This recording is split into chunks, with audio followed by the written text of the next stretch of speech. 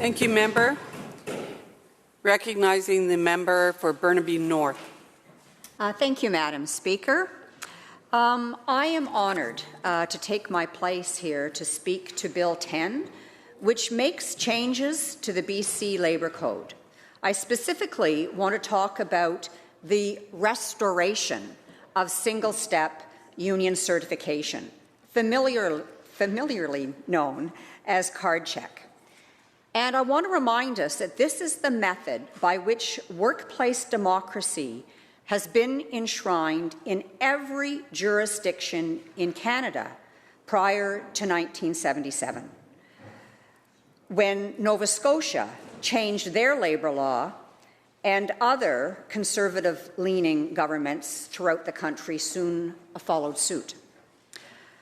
Opposition speaker after opposition speaker has invoked democracy to argue against Bill 10. And I agree that Bill 10 is all about the democratic rights of working people, but not in the way the opposition would have you believe. I'd like to share some personal experiences and perhaps correct some faulty thinking. I was a teenager the first time I met a union organizer. My roommate and I worked part-time at one of the large grocery chains. And one day, there was a knock at our door, and it was a union organizer who wanted to talk to us about joining the union. He was probably old enough to be our father. He was kind, respectful, and helpful. He didn't pressure us into signing union cards. He didn't make any promises. He talked about worker solidarity. He talked about our co-workers and how many of them were immigrant women trying to provide a decent life for their families. He talked about sharing and about how this multinational corporation could afford to pay its workers a living wage. He let us draw our own conclusions, that our co-workers needed us to stick together with them so they would have the collective power to improve their pay and working conditions, and that is what a union is. He left the cards with us. He told us how we could submit them while maintaining the secrecy of our decision. That was our experience. That was my personal story, and it's the story of most people who are approached to form a union. I also want to tell you about a time when I was one of the union organizers. I was in my 20s, and I was working on the Canadian Labour Congress campaign to organize bank workers. The board at the time ruled that we had to certify branch by branch, and big banks had hundreds of branches. The way I remember it was the majority of the staff at this particular branch signed cards, and the union applied for certification. But a two-step process was in place at the time. And so the workers who had already, in effect, voted to form a union by signing union membership cards had to vote all over again. This gave the employer time to temporarily transfer in management trainees from other branches to increase the number of employees eligible to vote. Some were even brought in from out of town. And of course, we lost the vote. Now, I know that this is what the employer did to keep the union out because I'd gone to high school with one of the people brought in to vote against the union. This is not an unusual story, and it is still happening today. The expert Labour Code review panel that we appointed in 2019 basically put bad employers on notice. They gave them time to voluntarily clean up their act. They recommended that if the changes they proposed to curb employer interference in the certification process weren't working, that would make a compelling case for single-step certification. Well, the case is compelling, and so our government is reinstating single-step certification, and it should not come as a surprise to the opposition. One of the speakers who spoke earlier this afternoon alleged that we had not provided evidence, that he was waiting for examples of recent employer interference. So I actually have some that I can share with you. Here's one. One union organizer told me recently that smaller employers who want to keep out the union are still hiring extra staff during vote week to pad the list and then sometimes let them go right after the vote. Another organizer from another union told me about a recent organizing drive that failed because the employer hired a law firm that specializes in union busting to meet with some of the more vulnerable employees, precariously employed employees, to explain to them that they weren't entitled to join a union and would be fired if they signed a card. Another organizer in a different union told me about a union drive that failed after some employees were given special perks while others were identified as union sympathizers and fired. And they were fired after 15 years' service and good records.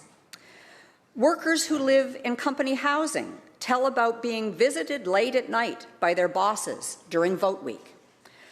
Workers in food processing plants tell about employers picking up the line speed during vote week, but only on the lines where they suspect strong union support. And then there's the story of a large tech firm that basically bribed their employees during vote week with massive pay increases. Some organizers have referred to vote week as a pressure cooker, because as soon as the employer is notified that the union has applied for certification, they fly in the bigwigs from headquarters to spend vote week spouting anti-union rhetoric and guilt-tripping the staff about loyalty. These are all examples of intimidation tactics that have been happening in workplaces in just the last couple of years. Many of these examples are public knowledge because the employer was caught interfering with their workers' constitutional right to form a union, and complaints were made to the Labour Relations Board. Those are the employers that got caught. It's like speeding. It's against the law, but many drivers gamble that they won't get caught. And when it comes to union busting, there's a whole industry out there ready to help. Some of them even post tips on their web pages. Check out Labour Watch. The first thing that comes up is how to decertify a union. There are law firms and international companies that employers can hire to advise them how to undermine an organizing drive without getting caught, and how to sow fear and distrust between workers. And they are doing this at a time in our history when we need social solidarity more than ever. And speaking of history, workers have always had to fight for the right to earn a family-supporting wage and safe working conditions and enough time off to enjoy the fruits of their labours. I have a button I sometimes wear on Labour Day that says, "Unions, the people who brought you the weekend." Since the 1860s, the Pinkerton National Detective Agency has conducted operations to keep workers from organizing, and they built a lucrative business, infiltrating unions, spying on workers, keeping suspected union sympathizers out of factories, recruiting operatives to intimidate workers. It's well documented that some of the bloodiest strikes in history were aggravated by employer-paid operatives. The Homestead Strike of 1892, the Great Railway Strike of 1877, the St. John, New Brunswick Street Railway Strike of 1914, the Giant Strike of 1992. And Pinkerton's has an office in Toronto today. I grew up in a union family. My father was a member of the Carpenters Union and later the Public Service Alliance of Canada. My mother was a member of the United Auto Workers in the 1940s. My uncle was an officer of the Electrical Workers Union.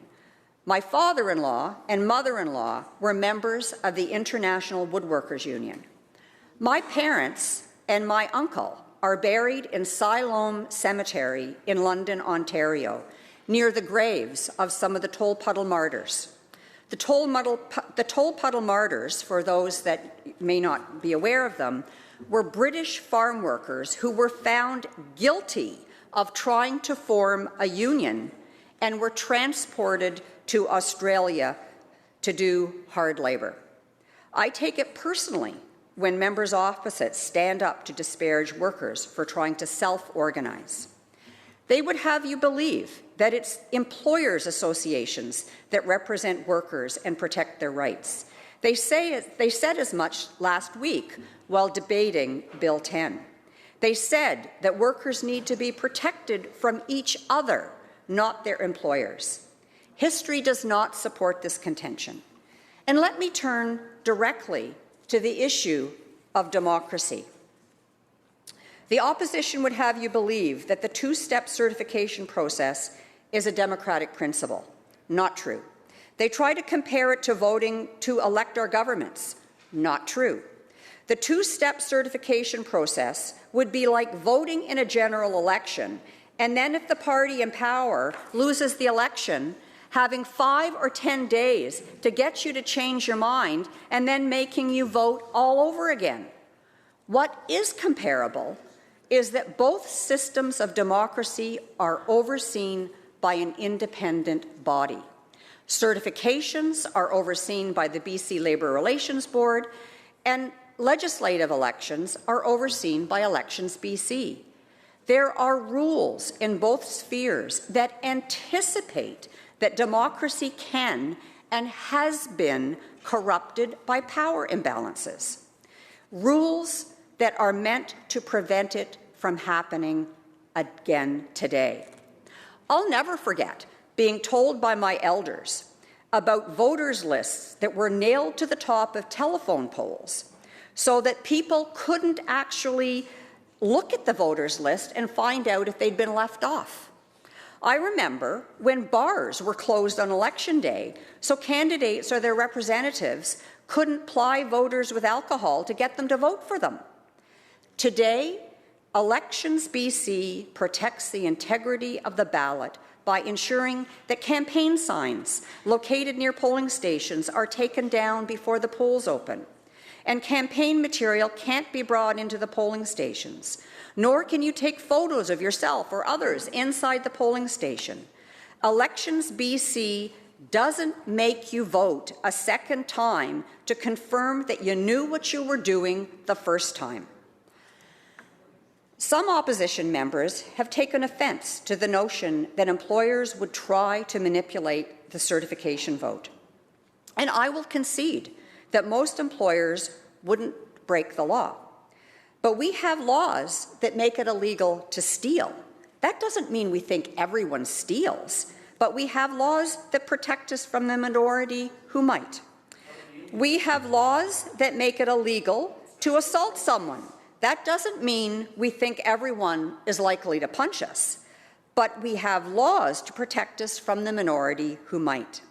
Single-step certification isn't aimed at good employers who can be counted on not to play dirty tricks to undermine the democratic wishes of their employees, who will respect their employees' right to form a union as clearly spelled out in the Canadian Constitution.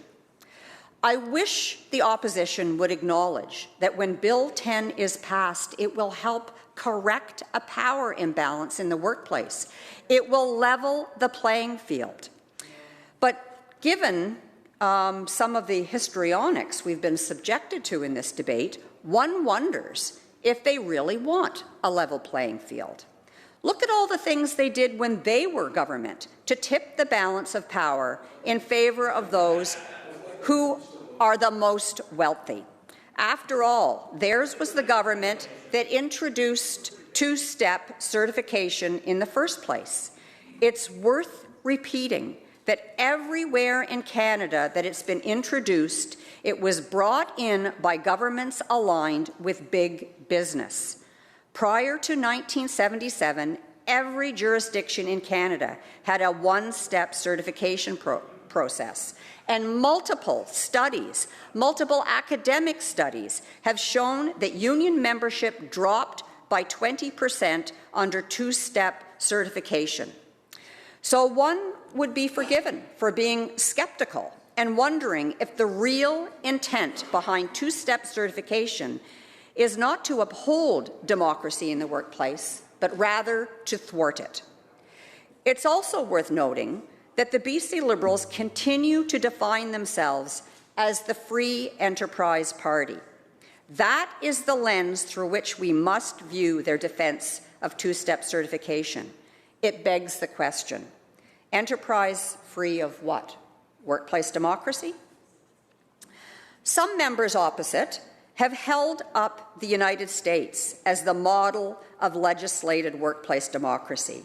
They might consider that an unfortunate comparison that undermines their arguments against card check. Does the U.S. have a two-step certification program? Is that the standard the opposition holds themselves to? I remind us that according to the annual Democracy Index, the U.S. is a flawed democracy. 19 states passed voter suppression laws just last year. And in conclusion, Madam Speaker, I want to say I believe in the principle of the secret ballot. I believe everyone on this side of the House believes in the principle of the secret ballot. But the theatrics and drama and fear-mongering with which it has been presented reminds me of Newspeak. Newspeak, that was the phrase coined by George Orwell in the novel 1984. It's using powerful, familiar phrases to obfuscate real intention and to confuse loyalties. And I invite those listening to this debate to decide for themselves who's on their side. Thank you. Thank you, member.